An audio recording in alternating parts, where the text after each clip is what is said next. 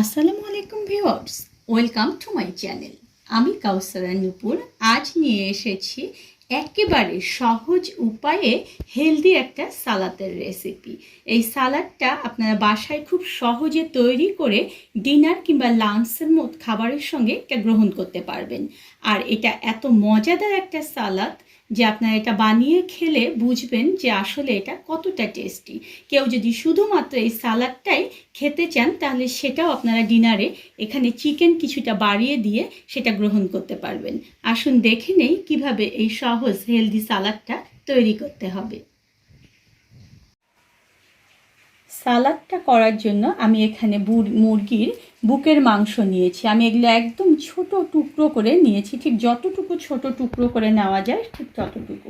এখন এখানে আমি এক স্লাইস লেবু এভাবে করে চিপে দিয়ে দিলাম। এই লেবুটা যদি আপনারা দেন তাহলে দেখবেন যে চিকেনের মধ্যে যে একটা চিকেন গন্ধ সেটা একদম থাকবে না।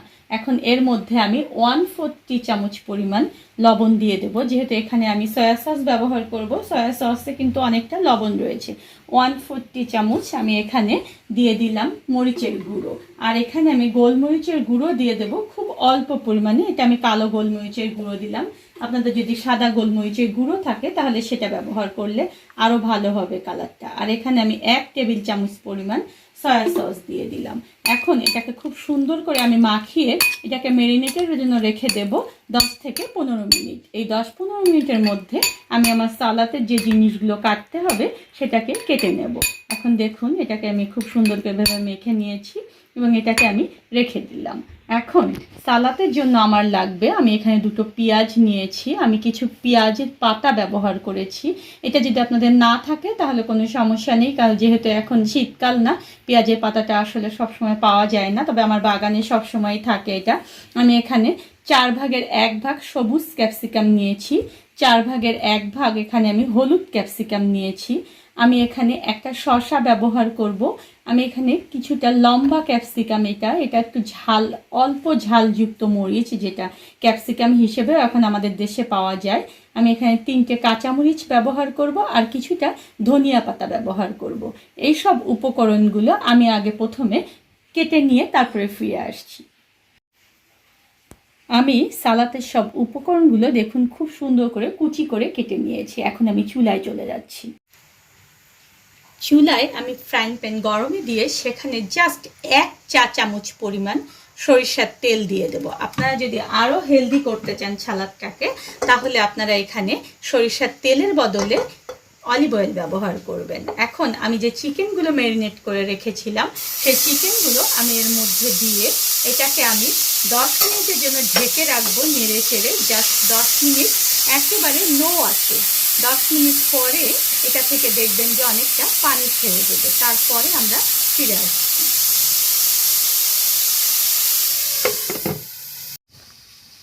চিকেনটা ভাজা হতে হতে আমি এখন এই সালাদের জন্য একটা গার্নিশ তৈরি করব।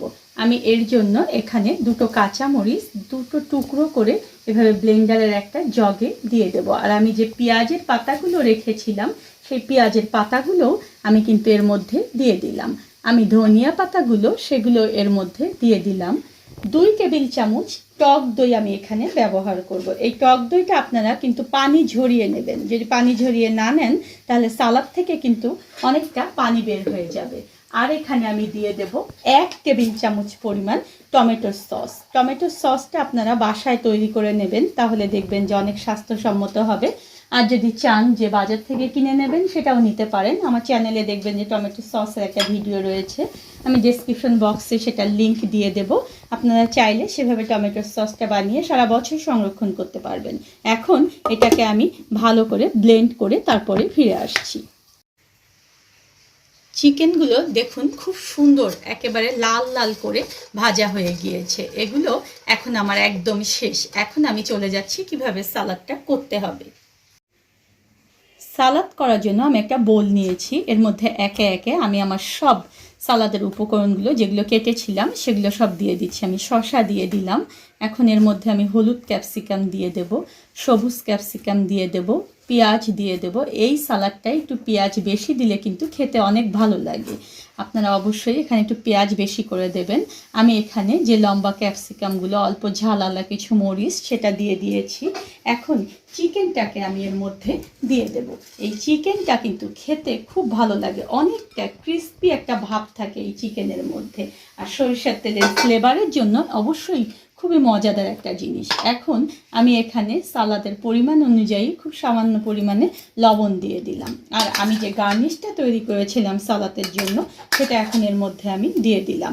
এখানে দেখুন যে পেঁয়াজের যে পাতাগুলো সেগুলো কিন্তু একটু দানা দানা ভাব আমি রেখেছি, এতে করে সালাদটা দেখতে অনেকটা ভালো লাগে। এই কারণে আমি পেঁয়াজের যে পাতাগুলো সেগুলো কিন্তু অনেকটা লম্বা করে কেটে দিয়েছিলাম, এটা কিন্তু দেখতে অনেক ভালো লাগবে।